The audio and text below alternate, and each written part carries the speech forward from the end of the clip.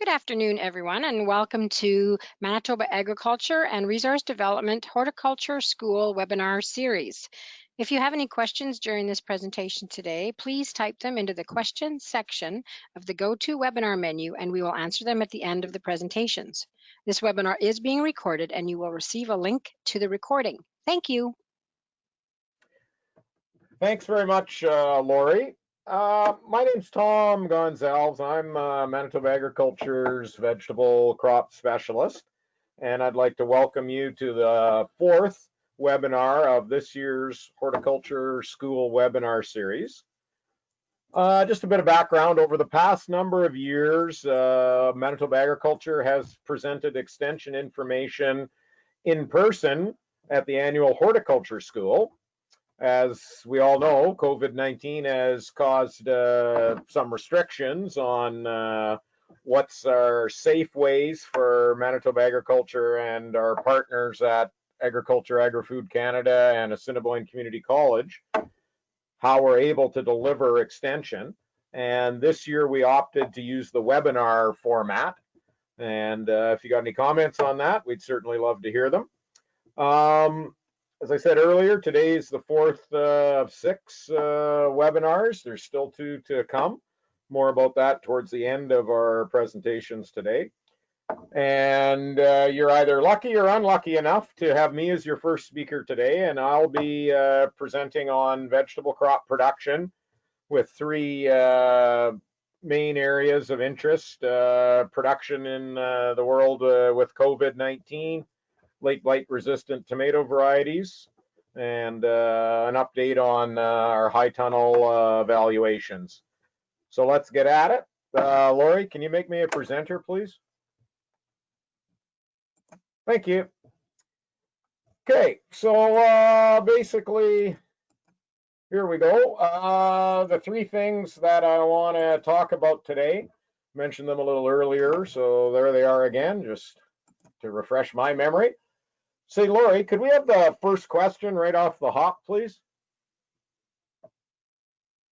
You sure can. I will launch it here. Thank you. Okay, so the first question asks, how many acres of vegetables does your farm grow? So you can select one of those, garden only, up to 0.99 acres, 1 to 9.99 acres, 10 to 49.99 acres, and 50 plus acres. If anyone has challenges adding or submitting their selection, you can also type your answer into the questions section. But if you submit your answer, we'll be able to see it on our results. So I have about 43% voted, so get your submissions in right away. And it's going up. We'll just give it a couple more seconds to open here. Okay, so I am going to launch the results. So the results are garden only is at 88%, up to 0.99 acres is 0%, 1 to 9.99 acres is 13%, and the other two are 0%. So Okay. there's the first one. Well, thanks very much, Lori. That was interesting to me. I just kind of wanted to get an idea of what size of producers are on the call and just to target a little bit of the information. So there's the question we already had. So just going to move into my initial part of the presentation on COVID-19 and production and marketing.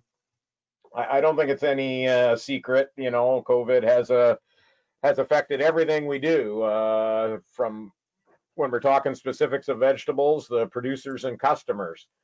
I think the biggest thing to take away from this is that it doesn't have to be necessarily a big problem. I think it's important to be responsive to customer needs. It's also important to follow the best health advice out there. We can't lock ourselves on our farms and just say, yeah, nobody in, nobody out. That's not going to make you much money. Every producer I've spoken with this year, every single one, and I'm not kidding about this, they have said they've had added expenses due to COVID, and that makes sense. I mean, a few of what has been mentioned to me is more PPE is needed and different types of PPE versus what they've had in the past. Hand sanitizers, a lot of growers have mentioned to me physical barriers they put up at workstations, be it either in a packing house or in the field, but physical workstations along the lines of plexiglass sections. Another one that's talked about a lot is job training. Now, there's job training in every position, but now there's been sort of an increase in job training with the queue towards COVID-19, how to deal with it kind of thing. So the costs are adding up. There's no secret there. The other part that I think is always challenging is finding and keeping labor force on a vegetable farm. The work is not the easiest work in the world, and you don't often have people lining up at your door screaming, "Please hire me." So I'm kind of wondering what has happened on your operations this year. So Lori, could you launch the second question, please? I sure will. Thank you. Okay, so the second one is, compared to a normal year, how easy was it for your farm to find and retain labor this year? Easier than an average year, same as an average year, or harder than an average year? So if you could submit your answers, that would be great. Again, if you're having challenges doing that, you can put it in the question section. We're only at about 12% voted right now, so. And with the number of gardeners on there, that wouldn't be hiring folks, it may not be a high percentage, Lori. True. So, okay, we're at a pretty good percentage here. I will launch the results. And what we have is easier than an average year, 0%, same as an average year, 33%, and harder than an average year, 67%. Okay, thanks very much, Lori. Well, those numbers kind of mirror what I've been hearing out there. Certainly, no one has told me they've had an easier time this year, and I would say the majority have certainly said it's harder this year to get employees and to retain them. So these are the questions and answers that we just did. I just needed them on my screen too. So continuing on with COVID, I think we cannot kid ourselves that this is going to disappear or become less of a problem anytime soon. Granted, we're in the middle of a little bit of an upswing right now, but even if there was no upswing, we still would need to deal with the facts that the virus is here, and no matter how much we would wish it, we can't just wish it away. And it sounds as if when a vaccine does come along, it might not be the perfect vaccine anyway. So I'm not sure when we're going to get back to any kind of pre-COVID situation.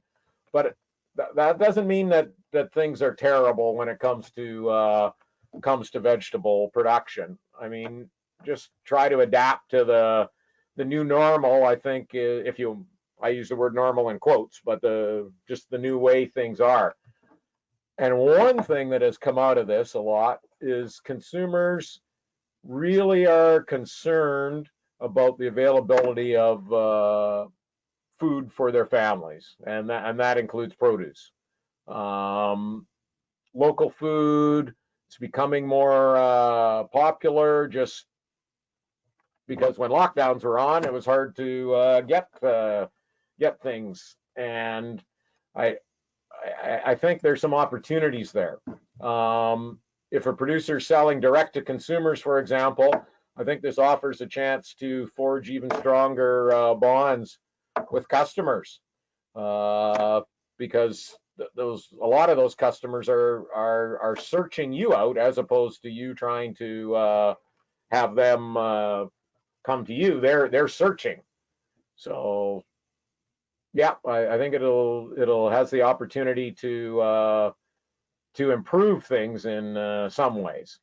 The the relationships that are built initially with between direct seller and a buyer, that's really good, not just for return business, but in word of mouth advertising, in the sense when your client sitting around, I don't know, having a drink with his neighbor across the fence in this COVID world, and he says, "Oh yeah, by the way, Jane's vegetable farm has great cucumbers this year," or whatever. It sounds silly, but it's pretty hard to beat that kind of advertising.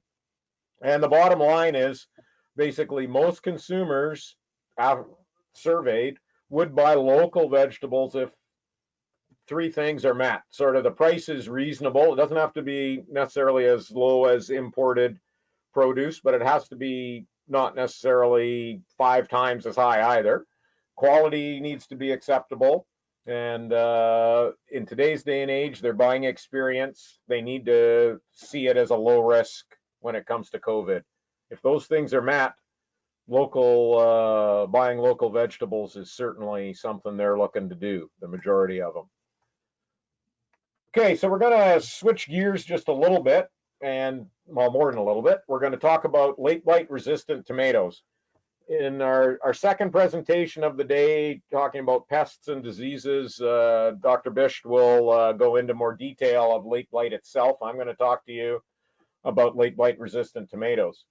Manitoba Agriculture has been conducting field trials over the past few years to evaluate yield and quality of some of these varieties. The only year where late blight has been found, though, in the last 4 or 5 when we've been doing these evaluations, was 2017, but we didn't find any in our plots in either susceptible or non-susceptible, basically resistant varieties. So that didn't really show anything. The work from other jurisdictions, though, shows this resistance to be very stable. It's conventionally bred. There is no genetically modified breeding techniques involved. It's conventionally bred resistance and very stable from what we've seen in other jurisdictions. We just haven't been able to document it here because we haven't had the presence of the disease. Basically, we were unable to, I got the wrong year there, my apologies. We were unable to plant any field plots in 2020, not 2019. We had a very normal year in 2019, but 2020 due to restrictions placed on us at the site where we were running our trials. So basically, there is no late blight late blight resistant variety evaluations going on in the field this year, and that is a typo 2019. My bad there. Sorry. I stole from Vikram a slide to just show you what late blight looks like on leaves and the fruit itself and on the stem. Vikram will go into more detail there later. Lori, could you launch question 3 for me, please? I sure can. Thank you very much. So in the last 5 years, has your farm had a late blight infection? You can select one: yes, no, or don't know. Submissions are just flying in. Because it's a popular topic. I guess, and it does affect everyone potentially as well. Yes. Okay, so we've kind of stalled out, and I will launch the results. So 13% say yes, 63% say no, and 25% say don't know. Okay, thanks, Lori.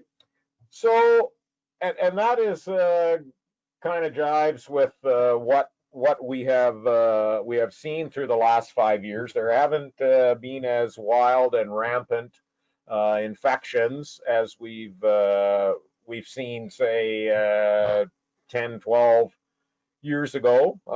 Doesn't mean it's gone away. Doesn't mean it's any less of a problem. Just the luck of the draw and the weather conditions and that have conspired to give us a break. But excuse me, sorry about that. I think some of the thing, first I'll just get through those questions there. Okay, I'd like to give you a bit of an idea of some of the resistant varieties that are out there. Mountain Merit is a large slicer, and it's going to weigh, depending on the year, it come in around 8 to 10 ounces in size. So that's a good size slicer. Yield has been similar to a couple of standard varieties that we were using, Big Beef and Primo Red. Personally, when I have tasted it, I enjoyed it. It's if someone really likes a very acidic tomato, this is certainly not a low acid tomato, but it's not a high acid tomato. So if the acid what makes the flavor for some people, this might not be for them. But Big Beef and Primo Red aren't high in acid, either of them. So pretty similar. Quality-wise, like I say, they're similar to the two standards. And there's a shot of it. You can see, can you see my cursor on the screen, Lori? Or can the people see my cursor? Yep, sure can. So there are some defects on here. You got to remember, these are field tomatoes. So you're going to get some scarring and that. So it's not the perfect tomato in the sense of the aesthetics here, but it is a decent tomato in size and yield. Defiant is a little bit smaller in size, sort of the 6 to 8 ounce size, depending on the year. Yield is a little lower to similar than Big Beef and Primo Red, and the quality is similar. And when we go to a picture, and I didn't cherry pick these, to use a bad pun, I guess, but you can see, look at the difference compared to the previous slide with the tomatoes. Growth cracks don't, or the scarring doesn't exist. It's a much more smooth tomato. Lobes are not as distinct. It's a much more visually appealing tomato, but a little bit smaller in size. Now, another variety, Mountain Magic, is what in the industry you'd call a cocktail style mini tomato. Averages around 2 ounces in size. Its yield and quality are acceptable. For this kind of tomato, you either, some people really like them and some people just don't. It's nothing to do with the late blight resistance, it's to do with the size. Some people will say, if I wanted a small tomato, I would want in that 1 ounce, more like a 1 bite tomato, as opposed to this 2 ounce tomato, which is more than likely going to take you a couple of bites to eat. So taking nothing away from the late blight resistance, but this style tomato is certainly not for everybody, but yet a bunch of people like it, and it does sell fairly well. Plumerigo is a Roma style tomato, comes in around 4 ounces in size, a little more, a little less, depending on the year. Again, Roma style, and its yield is slightly lower to similar when compared to San Marzano, which is a standard that we were using in the field to compare to. And quality was pretty much the same, though. So yield a little lower to similar and quality the same. Now the last one is Stellar. Stellar had just gotten on our radar late last year, and we procured seed and had planned to do some evaluations this year. And as I've already discussed, weren't able to do any field trials. So have no idea about stellar. This is a stock photo off the web. I've never seen it, tasted it, whatever, but it does come in at approximately 6 ounces in weight. And again, we'd plan to have it, but that is put off at least until 2021, depending on how things go. And I did sort of mention this here, but the one thing that makes these varieties so alluring to producers should be the idea that if you do get late blight in a field, these varieties would allow you to have some saleable tomatoes. They are certainly, as you could see, the big slicer Mountain Merit. It wasn't the most attractive tomato, but if you're selling at a farmer's market or you're selling at the farm gate and nobody else has tomatoes for sale, I don't think too many people are going to be concerned with a little bit of scarring on a lovely 8 or 10 ounce tomato. So I think of it like a little bit of insurance almost. Just in case there is late blight around, if I had, pick a percentage, 10%, 12%, 15% of my plants were late blight resistant, I would at least have something to sell. And our plans will be to continue these evaluations sorry, typo there, should be 2021. If restrictions are lifted on our field trials. So,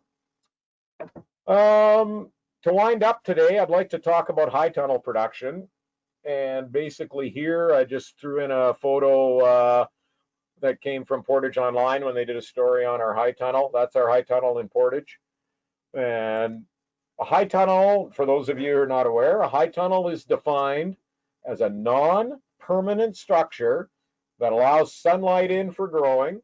There's no permanent heating system or powered ventilation in the structure. Crops are planted usually directly into the soil. Sometimes they could be in containers.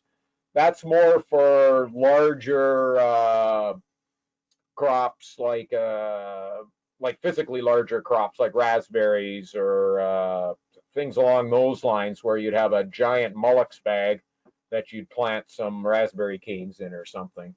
Very seldom do you find small pots like you might in a greenhouse, or trays of things like you might find in a greenhouse.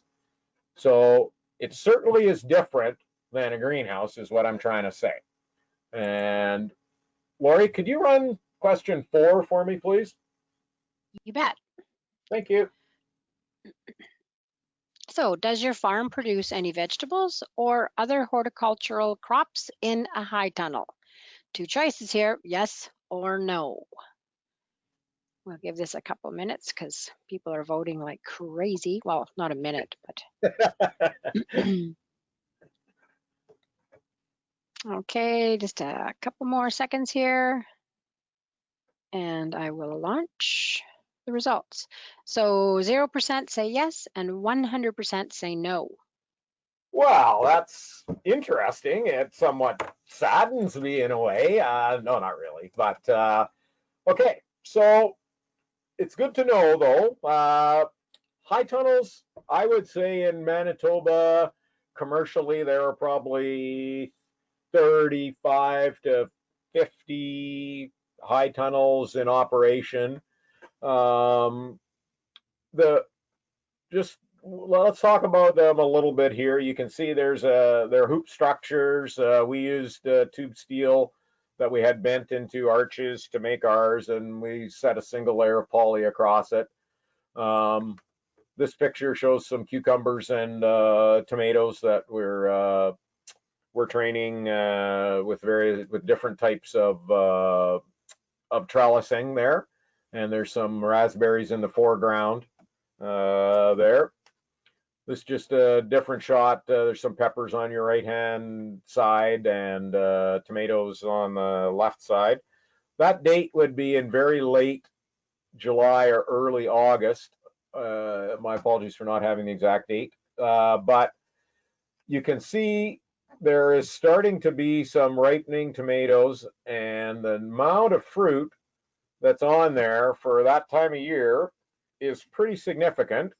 We'll just go on for, there is basically some raspberries. It doesn't always have to be vegetables in a high tunnel. And for those of you with a good eye, just to the left of this person walking away from the camera, there are some blackberries. And blackberries don't usually survive in Manitoba, but these have survived in the tunnel, just with the additional protection from cold, both the cold temperature and the duration of the cold temperature changes in a high tunnel.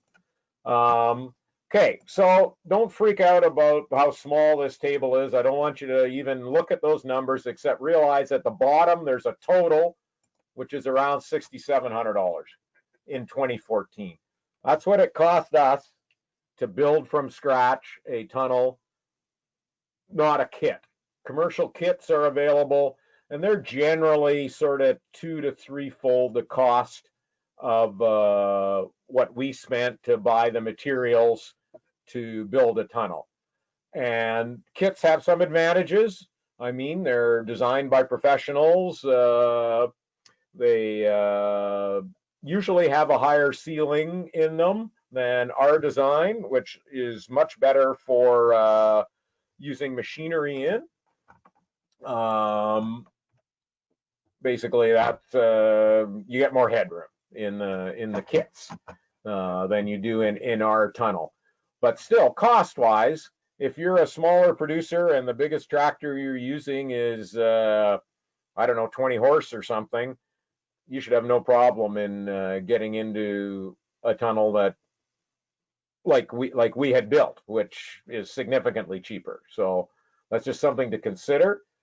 Now, a primary advantage for a high tunnel is you usually, unless weather is very strange, you get to plant earlier than you would in the field, and you get to harvest later than you would from the field, because we've shown in our tunnel it's about 3 to 4 Celsius degrees of frost protection, plus the duration of cold is shorter than outside. So those factors combine to, at sometimes, we're able to be planting in very late April. Usually it's more like early May, with no issues from frost in the high tunnel. Basically, here's just some information on that. We've planted 5 crops in the tunnel, and the very earliest we've harvested now, mini cucumbers. They're ready a little earlier than long English cucumbers, but we've harvested at the end of May. I would say there's no field mini cucumbers even close at the end of May. And if you want to look at the other end of the spectrum, the very latest that we've harvested tomatoes is December 5th. That was in a very open fall. Yes, there were some frosts, but they weren't deep and they weren't long. And I think it was about December 7th that year that it went to almost minus 20 right away and stayed there. So that put the end to it right there. But those dates that have up there for you, those are the extremes. Those aren't the average dates. The average date is more like June 4th to 5th for harvesting mini cukes, and in very early to mid November for harvesting tomatoes. So, but still, that's significantly different than you would get in the field. Other advantages: high tunnel crops have lower cull rate. The lack of wind and rainfall is usually what will do this. You can get fairly dense populations. Tomatoes, for example, we'd put the rows 3 feet apart and space the plants 2 feet apart. So they're pretty close. We're training them up and we're pruning them, so they're not going to be as big, but they're going to produce a fair bit of material. Our tunnel was just under 100 feet long, 15.5 feet wide, 7.5 feet high. And depending on the crop, you could generate, we've shown that you generate somewhere between 4,000 and the high was 10,700 gross dollars of income on just under 1,500 square feet.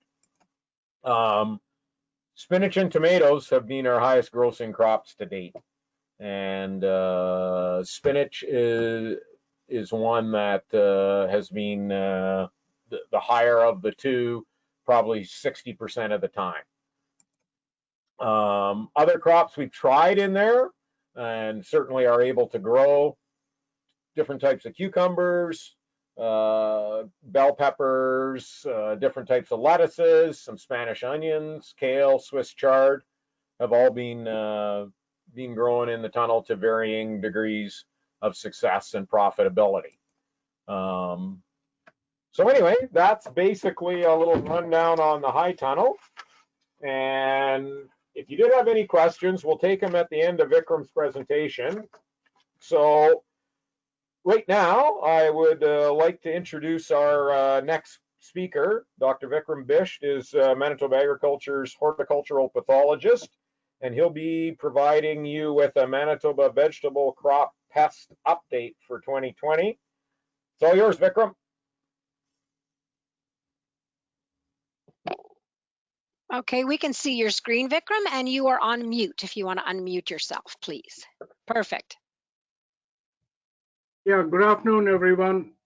It was very interesting to see the questionnaire number 1, that we have 80% home garden people and fewer in other categories. So that inspires me to just fly through my slides, and I have quite a few. So you would have a wide variety of diseases that you will see.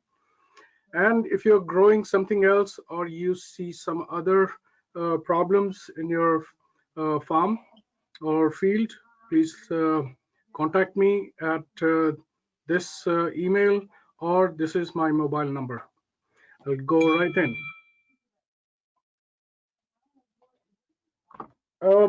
The crop diseases are a function of the weather that we have. And this year, we had a very cool and wet start. The planting was delayed for the commercial fields, and in many places, planting was done in cold ground, which slowed the emergence. Currently, the temperatures are above normal. Normal is of 30 years average, and in many areas, we have plants under heat stress because they're missing a lot of rain. Here we have the rainfall map, and we have seen the rains were highly variable in the province, anywhere from 41% to 160%. So we have on the west side and on the southeast side a fair amount of rainfall, but in our vegetable producing area like Portage, we have had fairly low rainfall. Our range in the yellow area is 41% at the minimum, and in some of these areas we'll have 160%. Disease situation will depend on the rainfall that we get in these areas. However, we have a heavy canopy in many crops, and there are shelter belts which create their own microclimate, and so the conditions which may be non-favorable in other places could become favorable in such conditions of microclimate. I'm going to be talking about some vegetables and their diseases. Here's the general list. And some of you may be growing asparagus, carrots, cauliflower, tomatoes, potatoes, radish. This can be the long daikon. And some people also have onion and garlic. These are based on the calls or samples that I have received in the last year or this year. Here is the asparagus rust.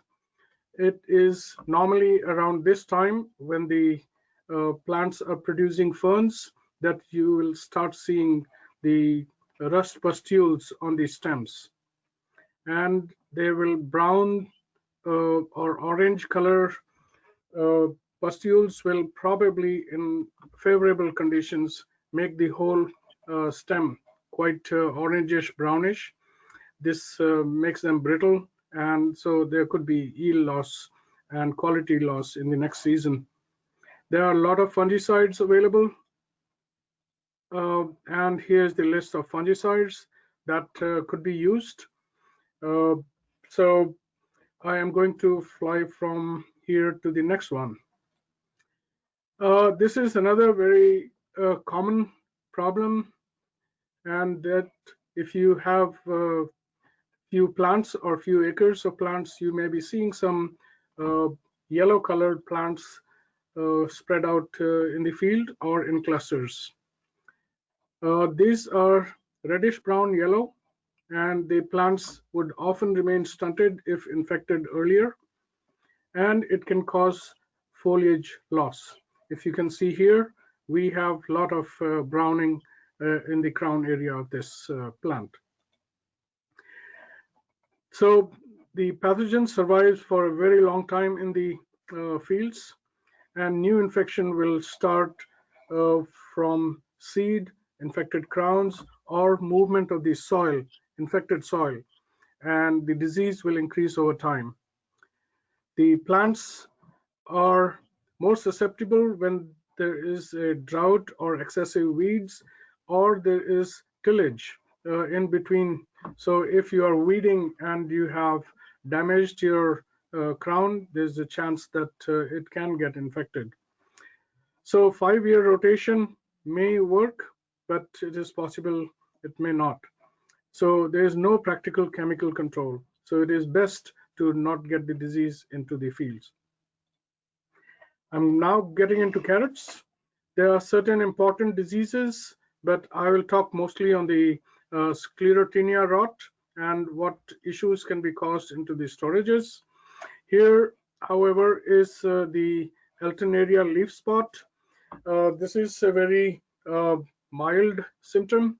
When the symptoms or the severity increases, there is the leaf defoliation. For home gardeners, it may be not an issue. However, for commercial guys who harvest using the mechanical harvesters, if there are no leaves, you cannot harvest. The same goes with the other foliar disease called the aster leaf aster on the purple tops, and it is caused by the aster leaf hoppers. And this also affects the leaves, and sometimes if you see the carrots are rather hairy, it has been infected with the aster disease. So these are rather bitter and not very good to eat. The next disease that I'll talk is the Sclerotinia disease, and it will often occur in fields where the previous crop was say beans, soybeans, or something like canola, which also gets infected. And the underneath of the carrot canopy is quite moist, and the fungus will often grow on the dead tissue initially, and then it will infect the crown. And then we have this, what is happening in the storages. Here, in many cases, these big piles of carrots, they just melt away, and instead of having good carrots, you basically get liquids coming out. So there is huge loss. Couple of years, or actually 3-4 years ago, we had 60 to 70% loss of these big piles because of this disease. So basically, for a commercial grower, it is 100% loss. The carrot, the diseases will also occur on cabbage, zucchini, and canola. I have these bigger pictures, and canola is a small one because I'm talking mostly about the vegetables. Here, some of you may be seeing that the zucchini or pumpkins will have the white growth on them, and that is because the canopy is so dense that the fungus has a very good condition to cause disease. And this is the case where you see this mushroom, that is the apothecia, or the fruiting bodies that often will come up, usually in a wheat crop, which is quite dense, and because of the microclimate, it will produce the spores very early in the season.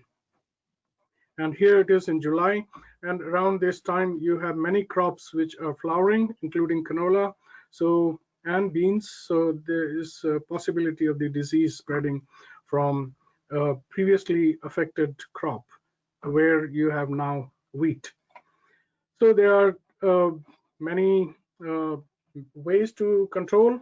There is a biological control, and there is a chemical control for carrots. And another good thing that one has to do is improve the air movement or aeration between the plants. This is a photograph of the biological control eating away the sclerotia of the pathogen Sclerotinia. I don't want to say much more.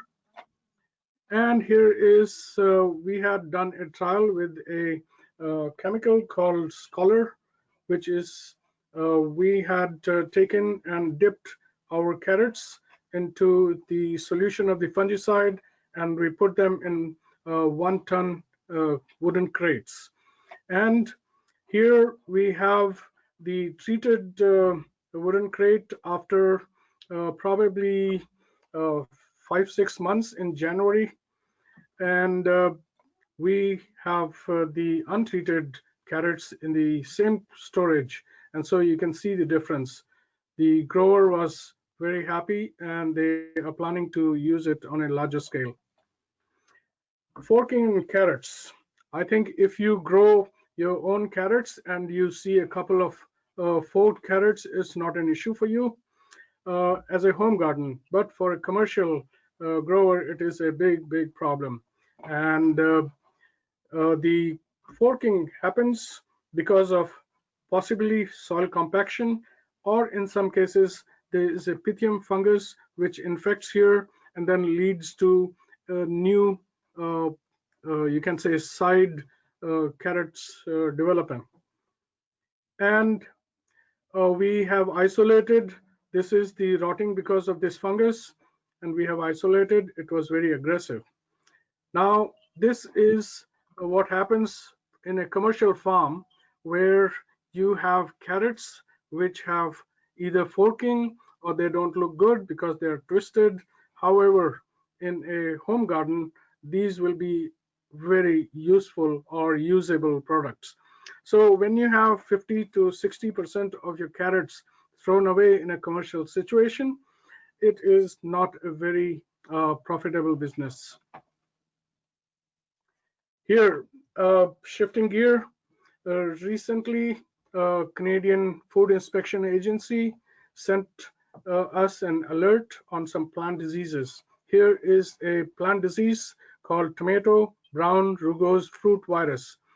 Here you can see that the fruit has really funny rings. There are a lot of bumps, and this is a major problem in greenhouses, and it is not a big issue or has not been seen in a big way in the fields. It is highly transmissible. So in a greenhouse, 100% of the crop can be infected because we handle the tomato plants by hand. So it was first reported in 2014. Then it has also been reported in Mexico. Mexico sends a lot of material to Canada, and the fruits may have such severe symptoms or very light symptoms, and such fruits can then create trouble for us. It is not a quarantine disease in Mexico, but in the US they are going to quarantine the product. In Canada, there's a proposal that it will be regulated but not quarantinable. And this is to limit the losses because of trade, because a lot of our product comes from Mexico and the US. Here is a close-up picture of how the leaves would look like and the circles that you would see on the tomatoes. And you can say crinkled brown and yellow spots on the tomatoes can be also seen. In different places, different varieties would have different symptoms, and so it is important that if you see something very unique, please let me know, and then I'll collect the sample and get it tested. I wonder if we have seen this disease before. This was from a Carmen local home garden in 2017. The leaves are crinkled, the fruits have funny bumps and circles. I sent this for a lab test to a virologist, and they could not determine if it was another virus disease, tomato spotted wilt virus, but they did not know to test for this because it was not announced in Canada at the in 2017. We just heard about this problem in 2020. Here is the other disease, tomato spotted wilt virus. It is spread by a thrip, and the leaves have a bronzed color.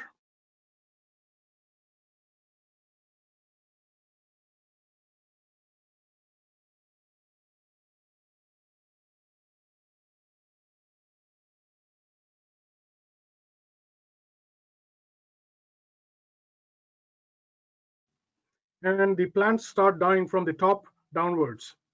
The fruit to basically confirm whether it is this or the other disease. There is no practical chemical treatment for this. If you wish to reduce the spread, maybe put some insecticide to reduce the thrips. I have seen this problem in a few colonies, and it was because some of the infected plants were sold or shared between those farms, and it can become a big issue. Here is another. This is in 2018 I had seen. Again, we did not find that it was spotted wilt virus, so it could have been the rugose virus, but I am sorry, there was no test to confirm that. This is a disease that everyone probably will see right now. The plants are starting to mature. They're losing their color on the bottom leaves. They're having less nitrogen, turn yellow, and this is a weak pathogen, but once it starts, it becomes a very aggressive pathogen. The tomatoes have ring-like spots on them, and if the tomatoes have cracked, they would just cover the whole fruit. And this has been the case last year and the year before, where the tomatoes would not stay good in the storages. So it is important to control this disease if possible. A very similar disease to this is septoria leaf spot.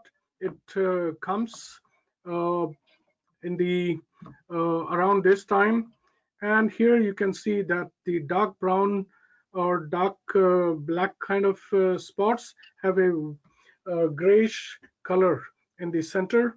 This is an indication this is septoria, but it doesn't matter because the fungicides that are used for this disease and for the early blight is going to basically control both diseases.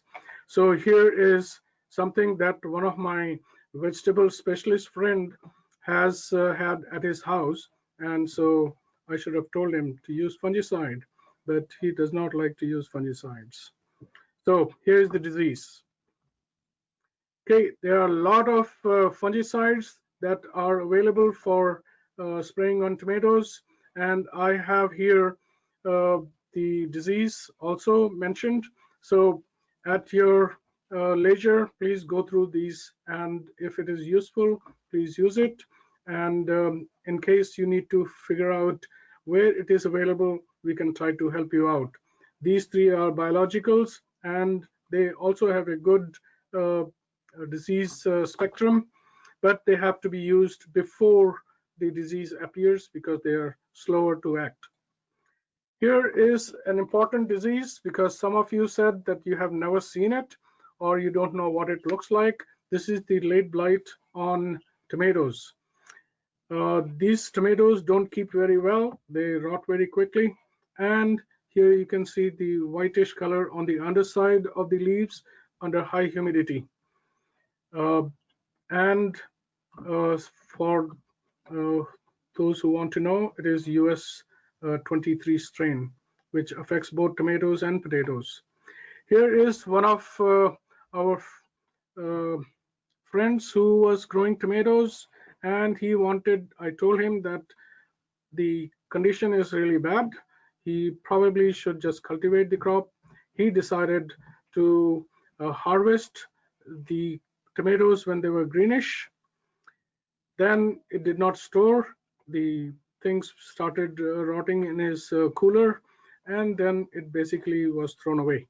This was in 2016, and yes, it can cause severe losses even after you harvest something that looks good. Here there are many tomatoes, hairy nightshade, and some different kinds of tomatoes, and here is the nightshade fruit. Disease cycle is very simple and complicated at the same time. Say the disease starts from the infected tuber, produces a plant which has infection. It can be a tomato or a potato plant which is nearby.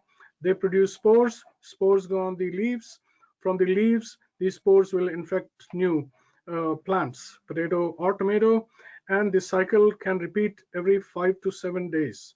And that is the reason why the commercial potato growers in Manitoba, once they hear that there's a disease, they nearly panic. And the pesticide companies are quite happy because they are going to sell a fair amount of product. I shouldn't have said that. But here is the spread of late blight disease. This is what it looks like in potatoes when you can see the early morning dew has basically created situation which is very favorable.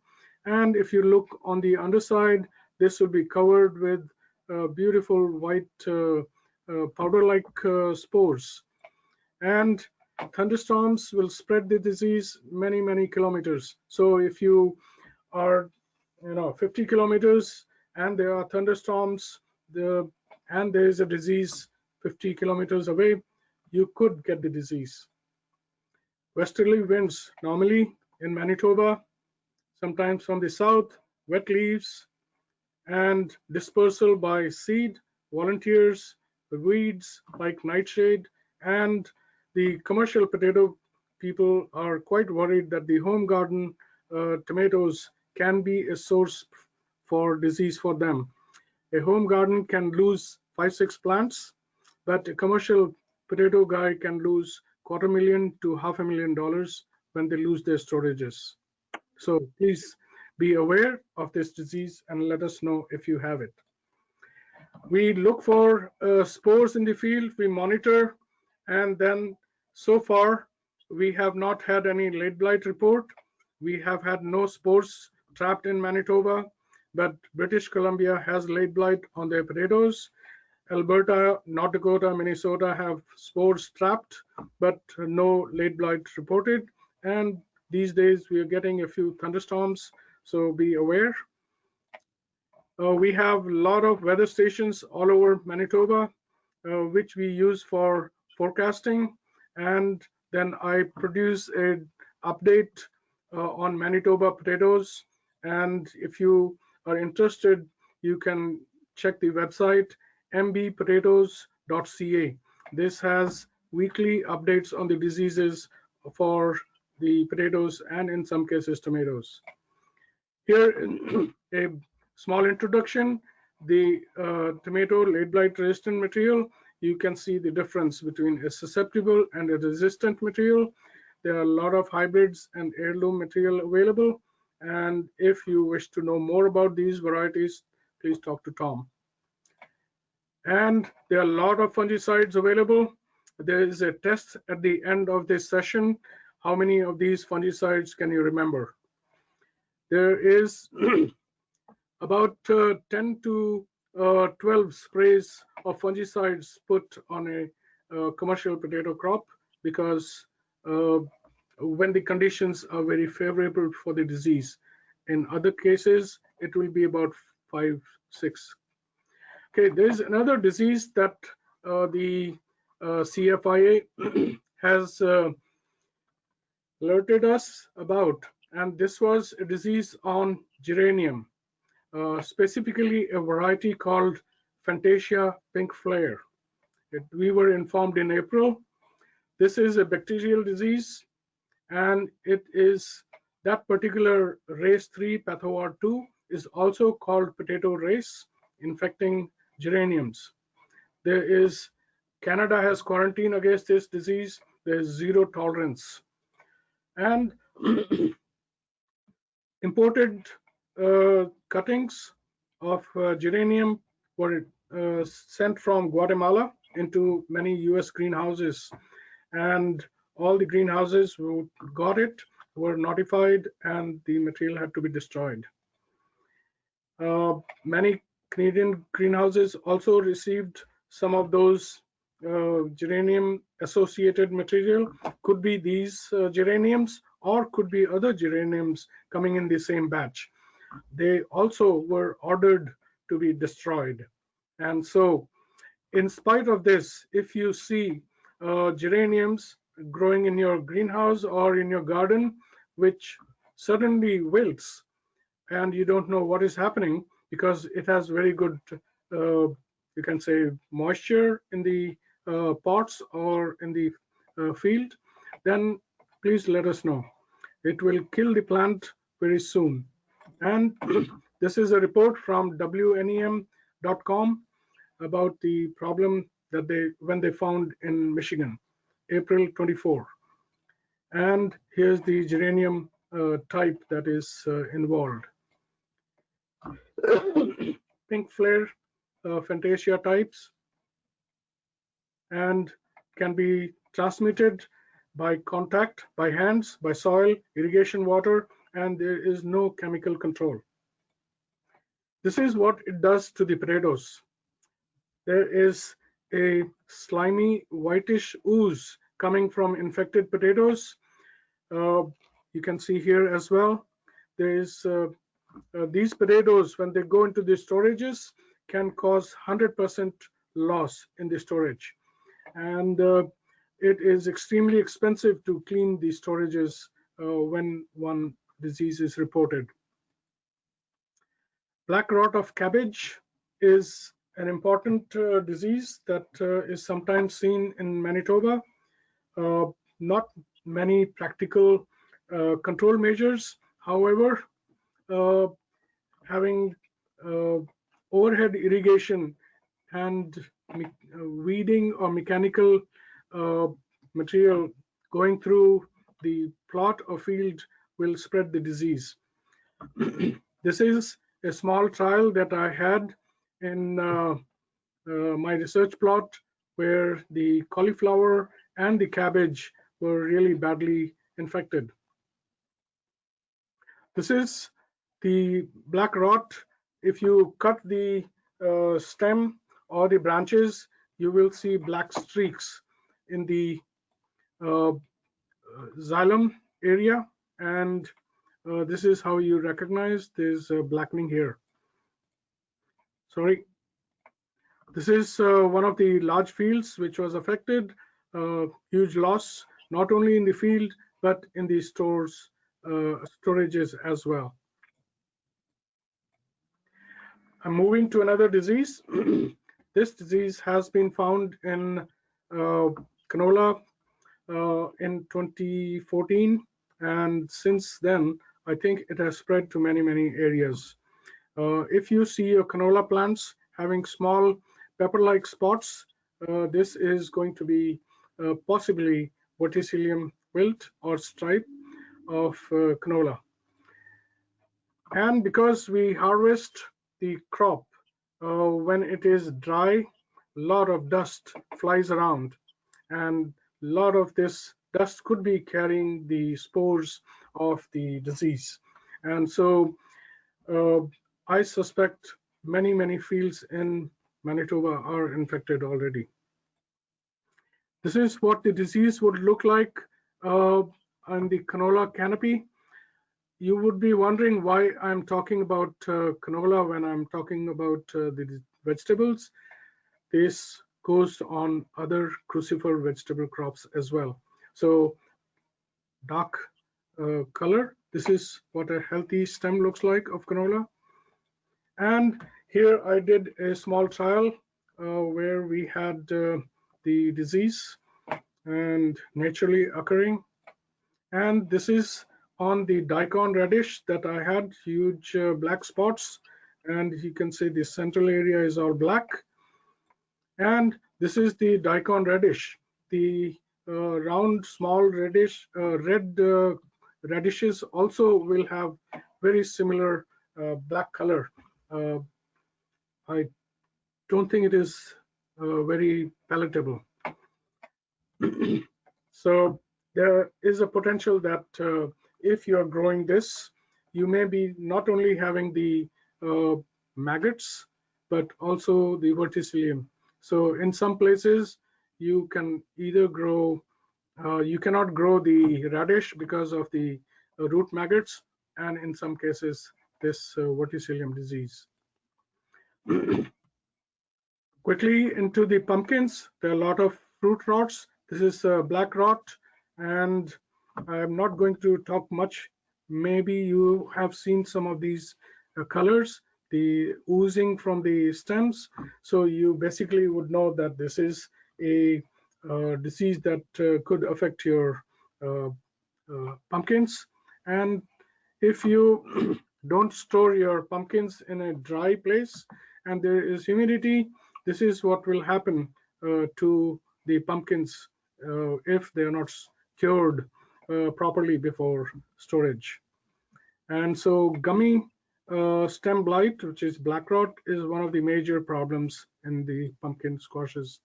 This is what the disease looks like, and the leaves in the early stages look like they have some spots. And I'm not going to go into the details here because many of you are home gardeners, so you just need to know the symptoms.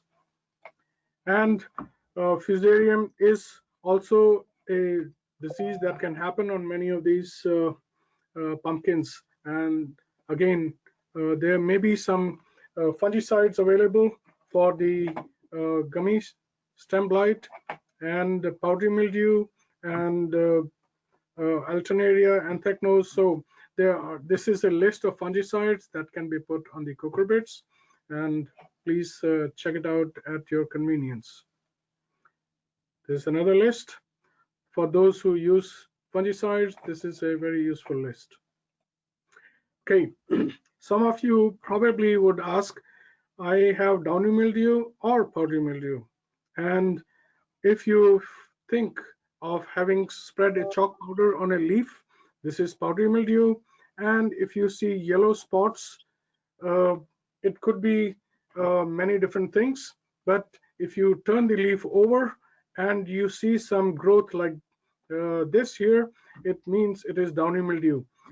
Why is it important to know the difference? Because the fungicide to control downy mildew is different than what is used against the powdery mildew. So it is important to know the cause of the disease. Just like for human beings, we need to know in plants as well. This is what a powdery mildew on the squashes or pumpkins would look like. And you would probably not benefit when you see the disease at this stage. If you see 1 or 2 spots, that's the time to spray. And it is favored by high humidity, but not really wetness. Dry condition, but high humidity. And temperature of 68 to 80 degrees is good, but the infection can occur in a very wide temperature range. And fungicide application as soon as the symptoms are seen, but not too much earlier than that. There are few fungicides that are available for powdery mildew. I got this photograph from one of the growers, and he had sent me these pictures, and with your help we will try to identify what this problem is. A lot of plants dying in the rows, and eventually later he was telling me that many of these plants died. And this is what the close-up looks like, and this is what you see when you uproot the onion, and this is the base, which is almost rotting.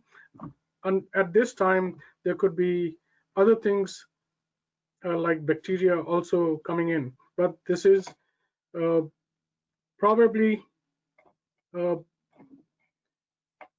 sorry, it is probably a nematode problem or a fusarium problem. So I'm going to go through a few other slides to confirm. Onion and garlic have similar symptoms and similar disease profile. This is what the garlic would look like with the same disease. If it is fusarium, you will see reddish color in the bulbs, and you would see reddish here. It would be dry but not wet. Onion, chives, shallots are also affected. It is seed-borne, and if there is nematode in the area, it will increase the probability of the rotting much more. This is if a nematode is involved, there is a wettish rot at the base, and some of the seed coming from you can say non-commercial growers or non-commercial seed suppliers would have this problem. And unfortunately, in many cases, the big seed sellers unknowingly are selling infected material. So once you buy any garlic seed, make sure that it has no rot at the bottoms. Here it is the nematode which is involved partly. And coming towards the end, if you are having your vehicles, farm equipment going from a nice field going into the mud and then going into your nice field, I think you are potentially carrying the problem, and it is to be avoided. Even the agronomists who visit the fields need to be aware that they should make sure that they follow sanitary practices. And for the greenhouse operators, it is important, once you see a disease, make sure that it is quarantined. The suspected plants are immediately removed and not thrown, but destroyed. You can destroy by putting them in black bags or burying them, but not just throw in a cull pile outside the greenhouse. And it is important to scrub and remove the dirt from your shoes if you're working in a greenhouse of high quality. And then you have to make sure that you clean your shoes properly with disinfectant. And the most important is wash your hands when you are handling any of the greenhouse material. And these days we are all told to wash our hands anyways, so it's a good practice.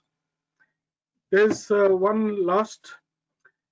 Here you see that the tops are curling on the potatoes, curling on the what is this? This is the capsicum, on tomatoes, and on peas. They're all curling. So tops are curled, tomatoes, potato, pea plants affected. So what is the problem here? I should have put this as a question for everyone, but I had too many slides, so I didn't. So here, when you're trying to figure out what is happening, this was the clue.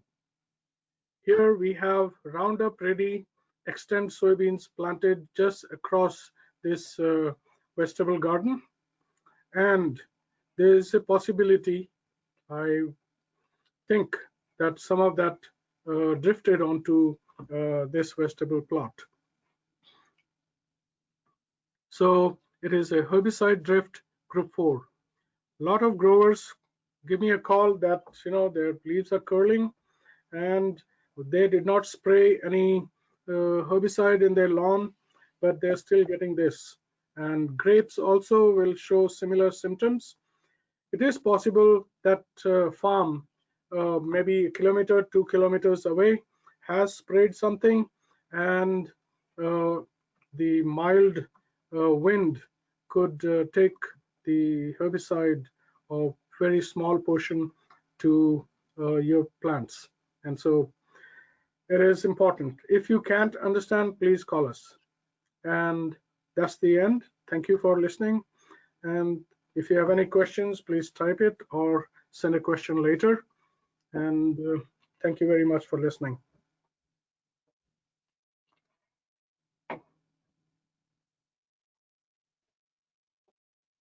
Okay, thank you, Vikram. That was really great. I don't see any questions right now, so it looks like you've covered everything very well. Tom, if you have anything you'd like to add, I will put the screen back to Tracy for our ending. Well, thank you very much, Vikram, for the presentation, and thanks, Lori, for coordinating everything. And thanks to those of you viewing today's webinar. There are 2 webinars remaining in the series. The next webinar is on Thursday, September 10th at 1:30. And as the slide on the screen says, for any of you who are CCA members and would like to receive credits, please email your CCA number to Tracy Comer at the email address on the screen there. And I appreciate you taking time out of your day to join us for the webinar. Good luck in your vegetable production this year, and have a great day. Thanks again. Bye. Thanks. Bye-bye.